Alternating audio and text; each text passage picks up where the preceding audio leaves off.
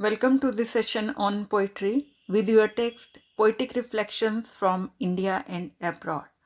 Our today's topic is Ecology by R.K. Narayan from Unit 1. With Ramanujan we have in Unit 1 Tarudat and Nisim Ezekiel. But before reading the poem, let's have a brief introduction of the poet, Indian English poet A.K. Ramanujan. Born in 1929 in Mysore, Adipat Krishnaswamy remained one of the gems of Indian English poetry for a very long time. An iconic figure for the Indian literary community, he also translated classical Tamil poetry. He was a playwright, folklorist, philo- philologist, translator, and a bilingual poet who wrote both in English and Kannada, but rather he explored literature in 5 languages: English, Kannada, Tamil, Telugu, and Sanskrit. But he was especially fond of his two mother tongues, Tamil and Kannada.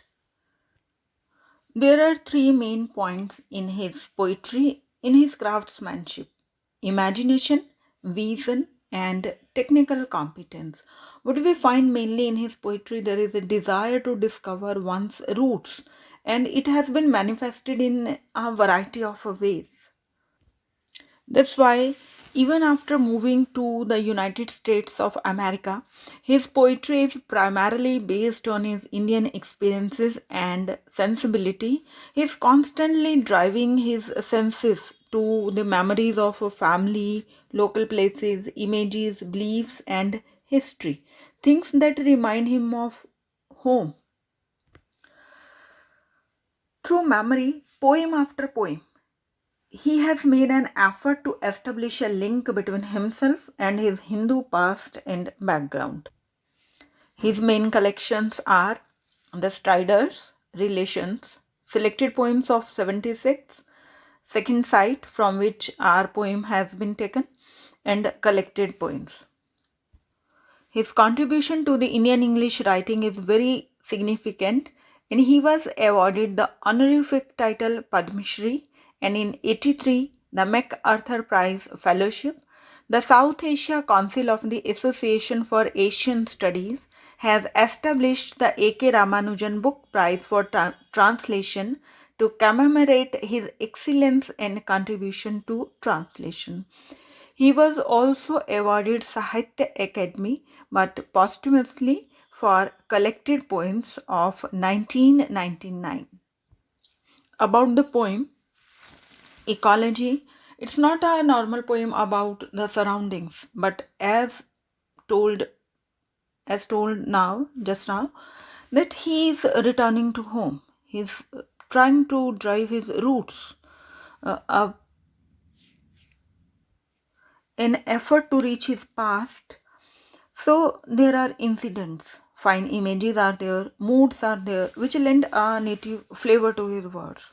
In this poem, Ecology, the main elements are three red champak trees, their rich fragrance, and a mother's allergy from that pollen from the red champak trees, mother's attachment to the tree, but the son who returns, who's also the speaker of the poem, who returns, he's unable to bear that his mother is suffering so much because of the fragrance, so he wants to cut down the trees.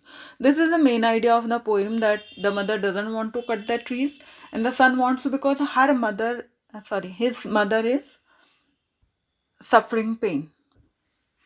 So the background has been established for the ideas which has been stated. It can be read on a very symbolic planes also, from a very different angles also, but the rich simplicity, the deceptive simplicity with which the poem and the structure which it has, and the poem begins like that.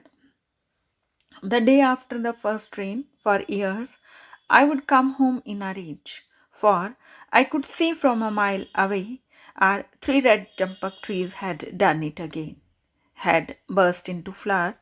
and given her first blinding migraine. So the main elements of the poem have been introduced in the very first stanza: three red champak trees, and mother and her blinding migraine of the sea. The speaker further tells us about the situation. With their straight, long, heavy hung yellow pollen fog of a fragrance, no wind could sift, no door could shut out from our black pillared house, whose walls had ears and eyes, scales, smells, bone creaks, nightly visiting voices, and were porous like us. This is a very Indian thing, very Hindu sentiment, that an attachment to the non-living objects, the home, the trees has been treated like the living objects, and the house is being treated as a human being who has ears, eyes, smells, which is porous like us. But it couldn't control the fragrance which no wind could sift. The fragrance was so strong. So naturally, the speaker tells us that when his mother was suffering so much, they decided, he decided to cut the tree. But mother, flashing her temper like her mother's twisted silver, grandchildren knickers, wet as a cold pack on her head, would not let us cut down almost as old as her, seated, she said, by a passing bird's providential droopings. Mother, flashing her temper like. Look at the use of simile. Her temper has been compared with a mother's twisted silver ornaments and twisted grandchildren knickers. Next line, again simile, wet as a cold pack on her head, would not let us cut down. Now the basis of the attachment is she has attached herself to that tree because when she entered the house as a bride, the tree was there. She says it is as old as her. And one more fact is there, that it was seeded by a passing bird's providential droopings. That's a God's blessing. It was seeded by chance it was seeded there. Another blessing of the tree is, another positive side of the tree is that it provides her to give her gods and her daughters and her daughters basketfuls of annual flour for one line of cousins and a door of migraines in season. Now the beauty of the technical craftsmanship is noticed in these lines. The mother is speaking that this trees should not be cut because they provide her with flowers and flowers for decoration and for to offer to the gods. Then the lines are continued, which says, for one line of cousins, a door for a dowry of migraines in season, means this allergy has been inherited by the girls. Now the end of the poem is open. We are not sure whether the son will win or the mother's wish will prevail, whether the tree will be there or not. Both the two ideas have been represented. One is for nature and one is not against the nature but for the comfort, a logical idea, because they are causing migraine, blinding migraine, so they should not be there. This poem echoes Mending Wall by Robert Frost, where the poet does not clear whether the wall should be maintained or it should be demolished, but he has given both the views, opposing views, conflicting views. So this poem presents not a romantic view of the nature, but a realistic view where nature causes discomfort.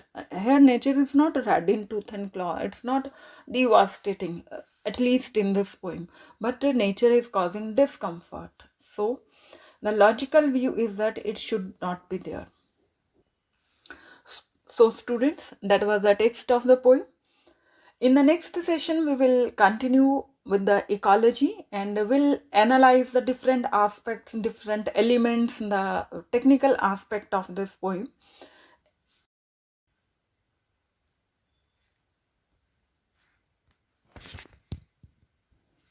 We will also talk about various questions that come into exams, the type of questions. Thank you for joining today's class.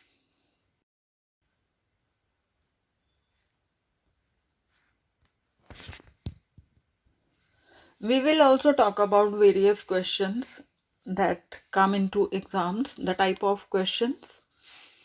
Thank you for joining today's class.